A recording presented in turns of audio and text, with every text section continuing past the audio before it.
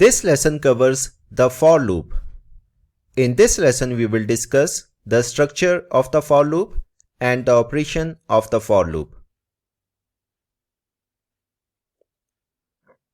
Now the question is why we need for loop.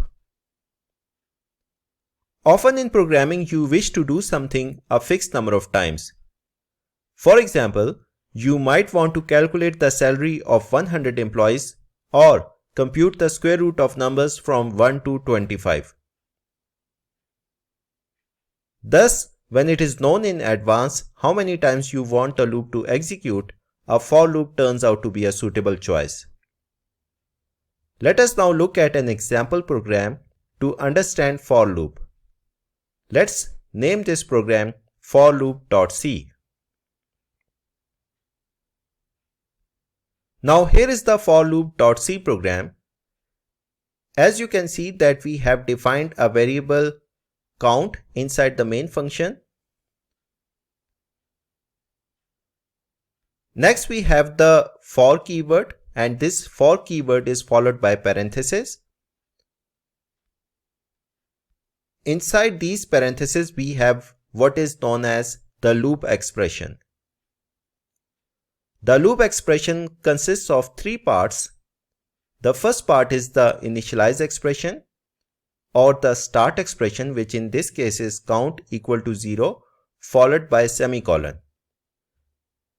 The second part of the loop expression is the test expression, which in this case is count is less than 10 followed by semicolon. The third part of the loop expression is known as the increment expression or the count expression, which in this case is count plus plus.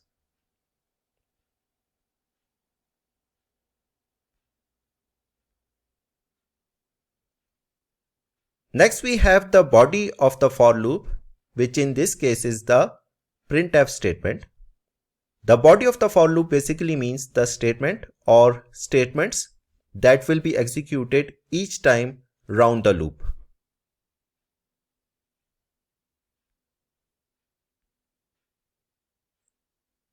Now this for keyword, the loop expression, and the body of the for loop, that is the printf statement in this case, constitutes a single C statement. Now the first time through the loop, the value of the count variable is 0, and since 0 is less than 10, the test expression evaluates to true, and the body of the for loop, which in this case is the printf statement, is executed. The printf statement prints the message value of count equal to 0.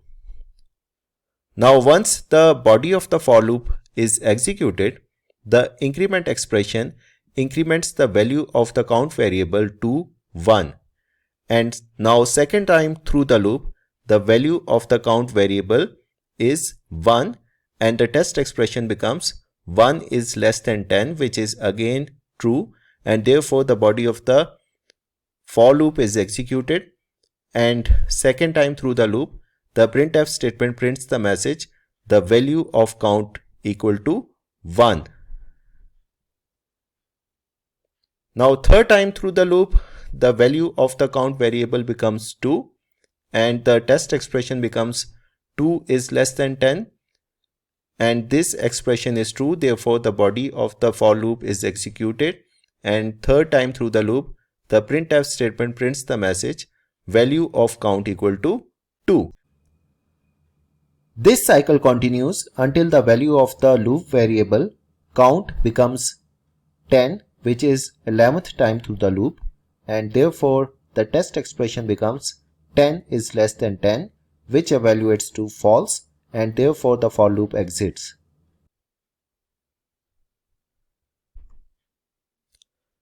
Now when we build and run this program gives this output: value of count equal to 0, value of count equal to 1, value of count equal to 2, and so on up to value of count equal to 9.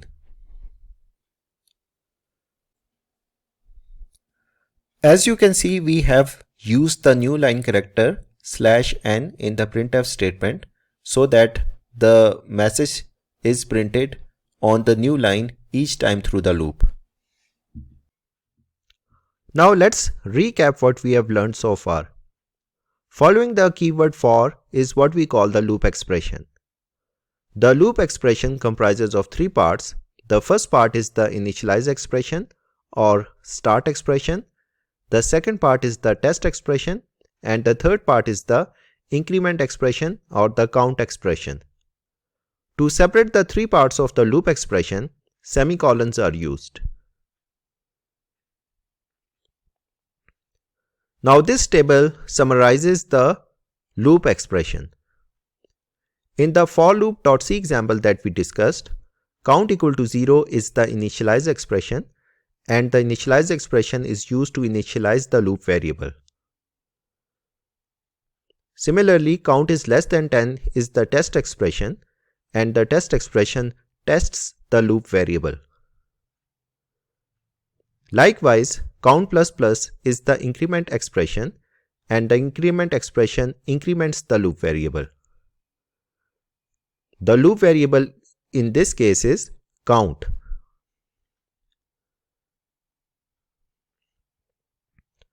The initialize expression is used to initialize the loop variable and is executed only once in a for loop.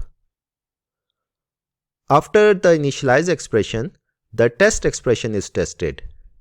If the test expression evaluates to true, the body of the loop is executed.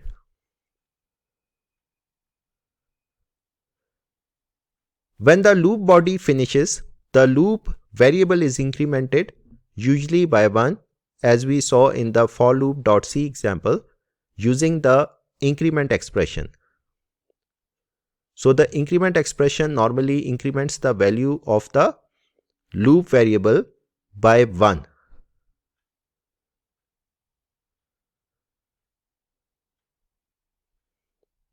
However, please bear in mind that it is not necessary to increase the value of the loop variable by 1 in the increment expression. The loop variable may be increased by some other number, such as count assigns to count plus 5. The statements that follow the for keyword and the loop expression constitute the body of the for loop.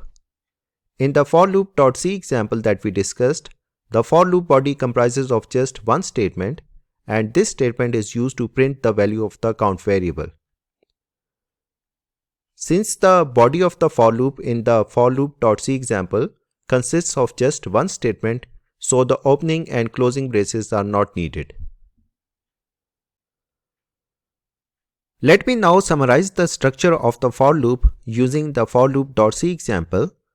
We have the for keyword, and this for keyword is followed by a pair of parentheses, and inside the parentheses we have what is known as the loop expression. The loop expression is divided into three parts. The first part of the loop expression is the initialize expression, which in this case is count equal to 0. The initialize expression is followed by semicolon. The second part of the loop expression is the test expression, and the test expression in this case is count is less than 10. The test expression is also followed by semicolon, and the third part of the loop expression is the increment expression, and the increment expression in this case is count plus plus. Please notice that there is no semicolon following the loop expression. The body of the for loop in this case comprises of just one statement, and that's why we haven't used the opening and the closing braces.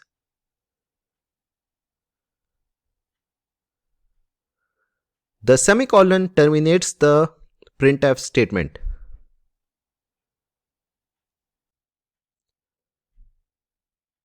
Now the for keyword, the loop expression, and the single statement loop body together constitute a single C statement, and that's why we haven't used a semicolon at the end of the closing parenthesis that follows the loop expression. Instead, we have used the semicolon at the end of the printf statement.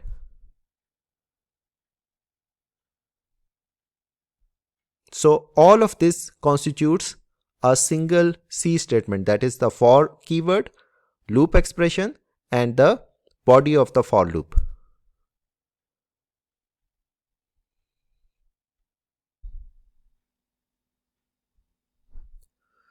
Now this flowchart explains the operation of the for loop. Once you enter the for loop, the first thing you do is to initialize the loop variable using the initialize expression. Next, the test expression is evaluated, and if the test expression evaluates to true, the body of the for loop is executed, and following that, the loop variable is incremented. Now once the loop variable has been incremented, the test expression is evaluated again, and if the test expression again evaluates to true, the body of the for loop is executed and the loop variable is incremented again, and again the test expression is evaluated. If the test expression again evaluates to true, the body of the for loop is executed and the loop variable is incremented, and again the test expression is evaluated, and this cycle goes on until the test expression becomes false, and at this point the for loop exits.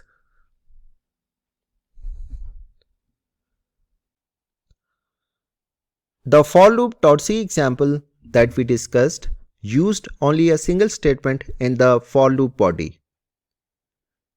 However, it is possible to use multiple statements in the body of the for loop. A pair of braces are used to encapsulate the loop body in case of multi-statement loop body.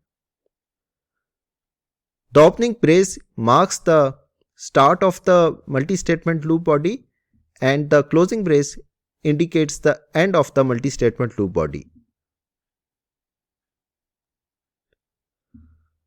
The opening brace, the statements, and the closing brace together constitute what is called a compound statement or block in C.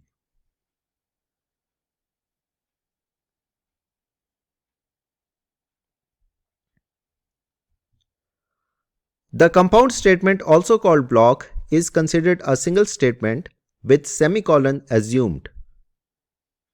Thus, the semicolon is not placed after the closing brace in a block.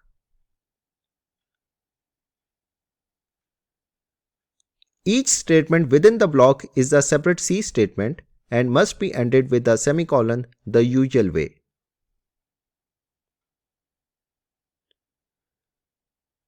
Now let's write a program using for loop that prints numbers 0 to 9 and their cumulative sum or the running total. Let's name this program for loop2.c. Now here is the for loop2.c program. In this program we have defined two variables, count and sum, in the main function. Next we have the for loop, and the body of the for loop consists of two statements. Therefore we may say that it is multiple statement loop body.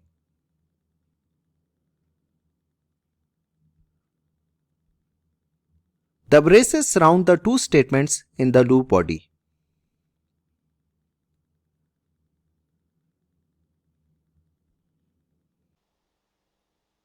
There are two things worth noticing about this multiple statement loop body in this for loop2.c example. The first thing to notice is that the entire combination of the opening brace, the statements, and the closing brace is treated as a single C statement known as compound statement or block with semicolon understood. As you can see, we haven't typed a semicolon after the closing brace because this entire package, that is the opening brace, the statements, and the closing brace, is treated as a single C statement known as compound statement or block.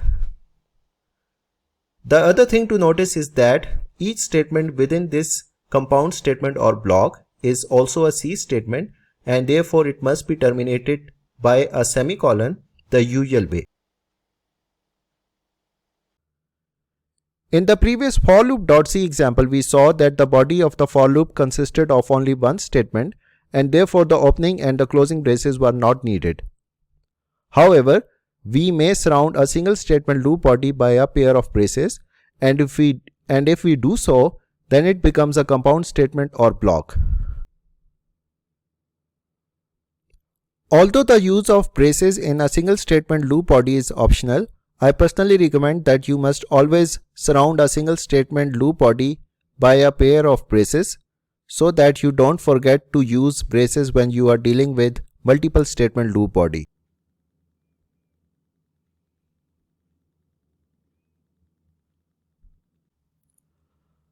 Now when we build and run this for loop 2.c program, it gives us this output.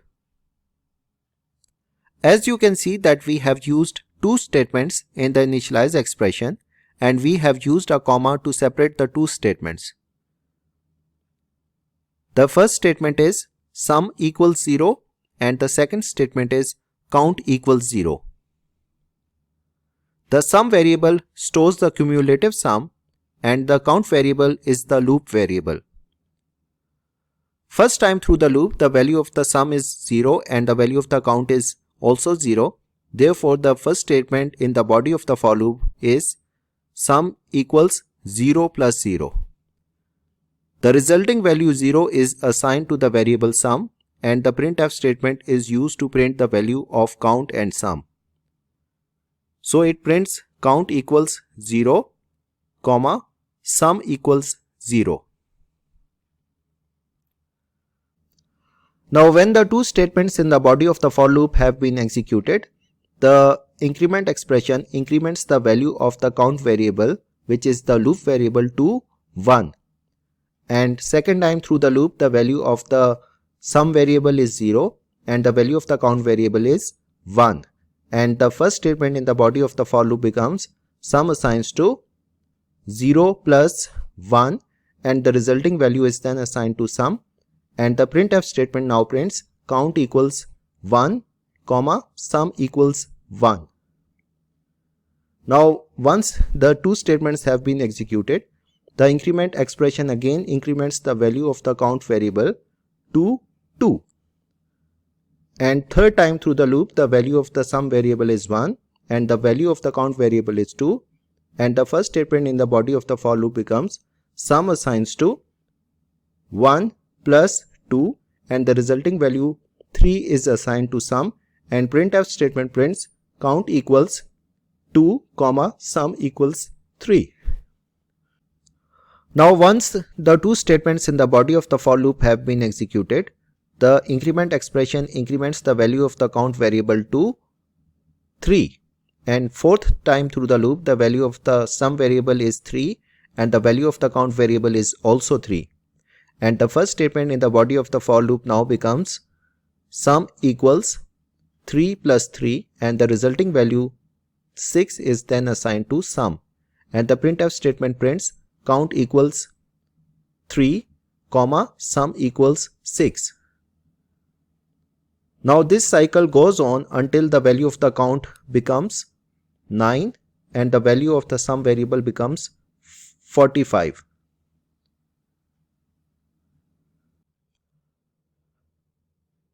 Eleventh time through the loop, the value of the count variable becomes 10 and the test expression then becomes 10 is less than 10, which evaluates to false and therefore the for loop exits.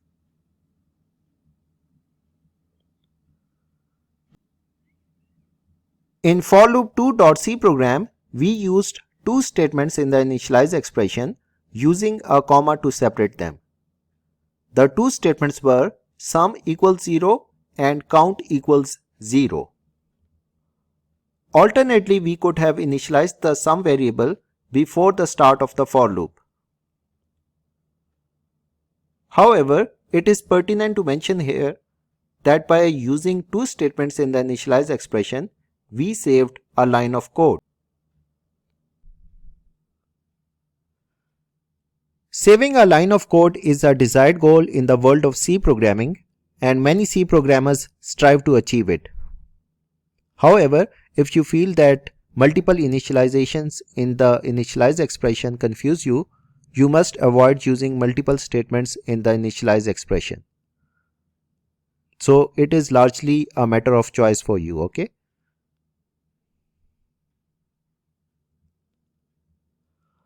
Likewise, we may place multiple statements in the increment expression separated by commas.